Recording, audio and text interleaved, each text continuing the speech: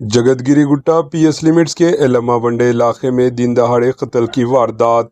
रियासती दारुल हुकूमत शहर हैदराबाद के जगतगिरी गुट्टा पीएस लिमिट्स के एलम्मा बंडा जगतगिरी गुट्टा पीएस लिमिट्स में आज एक चौंका देने वाला वाक़िया पेश आया, जब नामालूम अफराद ने एक शख्स को बेदर्दी से कत्ल कर दिया। तफसीलात के मुताबिक नामालूम हमलावर ऑटो रिक्शा में सवार होकर गुडविल होटल के करीब पहुंचे, जहां मकतूल चाय पी रहा था।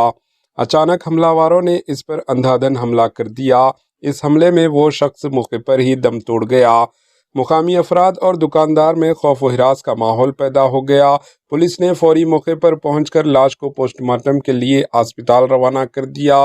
ताहम कत्ल के असबाब ताहाल मालूम नहीं हो सके। पुलिस ने केस दर्ज करके तफ्तीश का आगाज कर दिया है और कातिलों की तलाश जारी है। मजीद तफसीलात का इंतजार है। आइए देखते हैं एचएन न्यूज़ चैनल के नुमाइंदे यूसुफुद्दीन की ये रिपोर्ट। కాల్ వచ్చింది.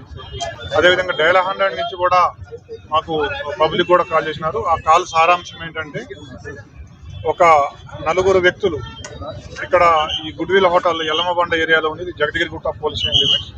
ఇక్కడ గొడవ పడుతున్నారు. అందులో ముగ్గురు వ్యక్తులు ఒక వ్యక్తిని ఓవర్ పవర్ చేసి ఒక ఆయుధంతో అతన్ని కొట్టి చంపినారని ఆ కాల్ సారాంశం.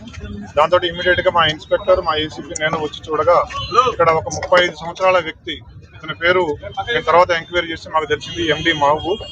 ఇతని మీద మళ్ళీ తర్వాత ఎంక్వైరీలు చేయగా ఇతను ఒక రౌడీ షీటర్, ముషీరాబాద్ ఏరియాలో ఉంటాడు.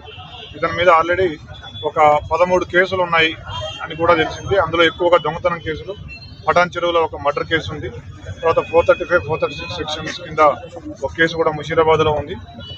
దాదాపుగా 13 కేసులు ఉన్నాయి ఇతని మీద రౌడీ షీట్ కూడా ఉంది. ఈ కేసు ఇది 4:30 గంటల ప్రాంతంలో జరిగింది. ఈ ఒక ఆయుధంతో, పదునైన ఆయుధంతో, కత్తితోటి ఇతన్ని కొట్టి చంపడం జరిగింది. ఇప్పటి వరకు మాకు తెలిసిన ప్రాథమిక సమాచారం అయితే మేము ఎఫ్ఐఆర్ చేసి వీళ్ళు ఇన్వెస్టిగేట్ అండి. నిందితుల్ని త్వరలోనే పడుకుంటాం, యాజ్ సూన్ యాజ్ పాసిబుల్. హత్యగల కారణాలు ఏమేమి ఉన్నాయి? హత్యగల కారణాలు కూడా వెరిఫై చేయాల్సి ఉంది. ఇన్వెస్టిగేట్ చేస్తున్నాం. ఎఫ్ఐఆర్ చేశాక మేము వెరిఫై చేస్తాం.